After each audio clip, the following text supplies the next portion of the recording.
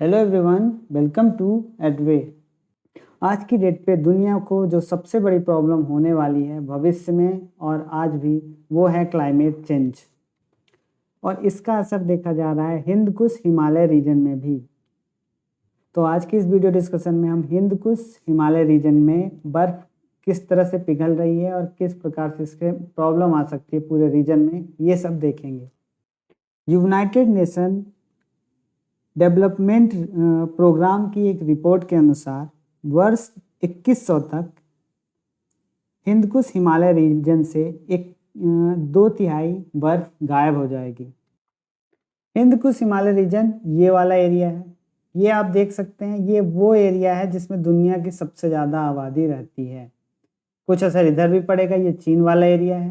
पूरे भारत को असर पड़ेगा, यहाँ सबसे ज़्यादा आबादी है। इसके अलावा पाकिस्तान, ये वाला पूरा इलाका अफगानिस्तान का, ये ईरान वाला पूरा एरिया, इस पूरे इलाके को प्रॉब्लम होगी अगर इसकी 2/3 बर्फ पिघल जाती है। तो इतने बड़े पूरे रीजन को प्रॉब्लम आ सकती है। इससे 2 अरब से ज़्यादा लोगों को भारी पानी की कमी और भोजन की कमी का सामना करना पड़ सकता है। ये United Nation development report programme की एक रिपोर्ट में बताया गया है। ये हो क्यों रहा है? सिंपल सी बात है, टेम्परेचर का बढ़ना। टेम्परेचर बढ़ रहा है, बर्फ पिघल रही है, इस वजह से हिमालय में भी ये चीज़ स्टार्ट हो चुकी है। हिंद कुश हिमालय रीजन HKH, इसे कहते हैं पृथ्वी का तीसरा पोल। तो ये हमारी पृथ्वी और यहाँ से हम इधर जाते हैं, ये है हमारा पहला पोल, दूसरा पोल, और ये है हिमालय। तो यहाँ से ये वाला जो पूरा रीजन है ना, ये वाला रीजन, ये यहाँ तक म्यांमार तक, ये पूरा आ जाता है हिंद कुश हिमालय रीजन। तो ये अफगानिस्तान में भी जाता है। तो यहाँ पर भले ही आपको ऐसे थोड़ा थोड़ा दिख रहा हो, लेकिन बहुत सारी बर्फ यहाँ पे जमी हुई है। तो इससे क्या होता है, पूरे रीजन को पूरे साल पानी मिल पाता है। क्योंकि आपने देखा होगा दक्षिण भारत की जो नदियाँ हैं वो सूख जाती हैं, लेकिन यहाँ जो गंगा है, यमुना है, या जो भी अदर नदियाँ हैं, सिंधु नदी है, या बाकी भी जो भी नदियाँ हैं, वो कभी नहीं सूखती, 12 मासी इनमें पानी होता है। तो ये इसी वजह से है क्योंकि हमारे पास इस एरिया में हिमालय है। तो यहाँ पे आपको पता है बहुत सारे ग्लेशियर भी हैं। तो अगर ये वाला एरिया ख़त्म होता है या कम, इसका 1/3 भाग 2/3 भाग सूख जाता है, तो आप सोचिए इतनी बड़ी आबादी को कितनी बड़ी प्रॉब्लम होने वाली है, कितनी बड़ी प्रॉब्लम फेस करी जाने वाली है। इसलिए हमें ज़रूर बहुत गंभीरता से सोचना होगा कि किस प्रकार से हम इस रीजन को बचा सकते हैं और पूरी पृथ्वी को बचा सकते हैं। देखिए इस प्रकार से जमी है ये बर्फ। अटलांटिक और आर्कटिक के बाद तीसरा सबसे बड़ा जमे हुए बर्फ का फ्रोजन वाटर का सोर्स है हमारा हिमालय। इस क्षेत्र में पहाड़ों में 240 मिलियन, मतलब 2.5 करोड़ लोग रहते हैं सिर्फ पहाड़ों में। ये पहाड़ी इलाके जो हैं उसमें 2.5 करोड़ लोग रहते हैं। कई देशों की आबादी भी इतनी नहीं होगी। इसके अलावा 1.7 अरब नदी घाटियों के नीचे रहते हैं। यहाँ से जुड़ी हुई जो भी हमारी गंगा, यमुना, सरस्वती, ब्रह्मपुत्र वगैरह हैं, उनके आसपास रहते हैं। लेकिन अगर बात करें यहाँ से मिलने वाले भोजन की, तो यहाँ से मिलने वाले भोजन की 3 अरब लोगों तक पहुँचाया जाता है, यहाँ उगाया हुआ भोजन।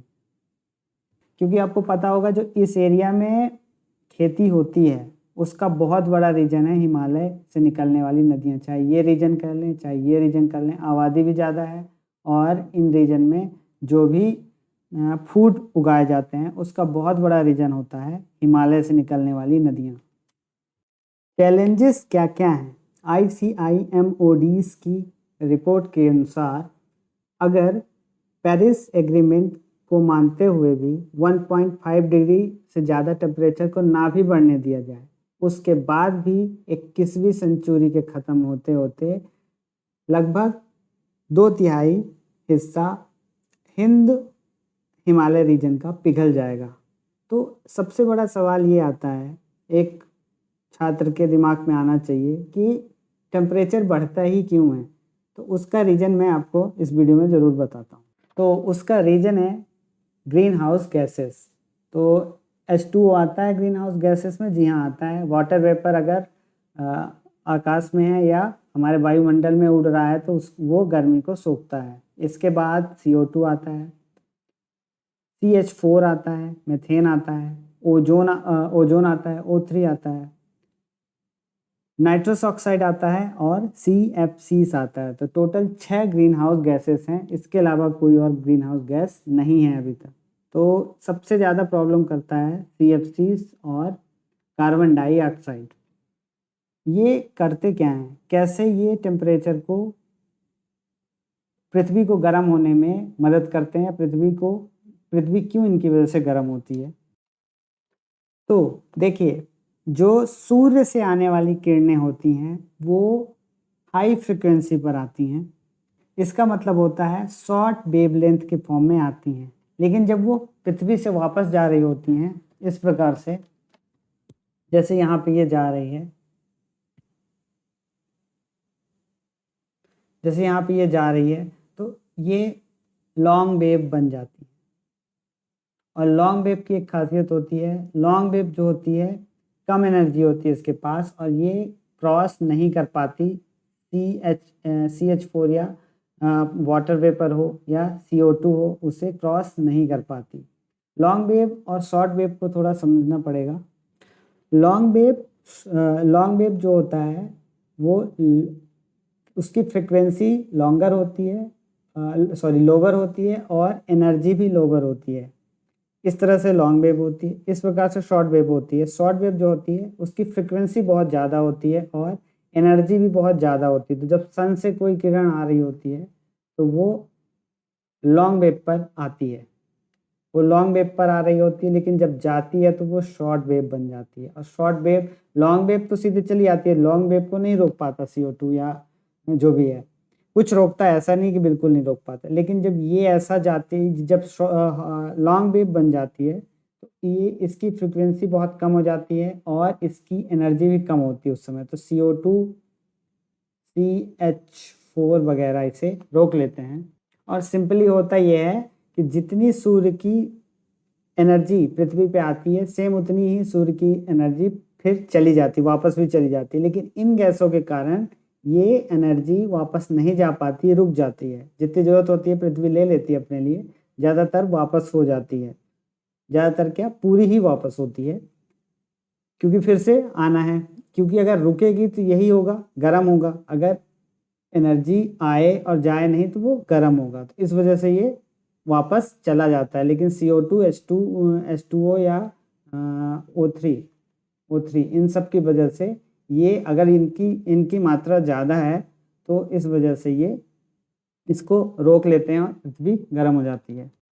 अगर टेम्परेचर ऐसे ही बना रहा या बढ़ता रहा, बना रहा तो भी, तो जो हिमालय का क्रायोस्फीयर है वो ख़त्म हो जाएगा। क्रायोस्फीयर क्या होता है, जो वाटर सॉलिड रूप में होता है, मतलब बर्फ के रूप में जमा होता है, उसे क्रायोस्फीयर कहते हैं।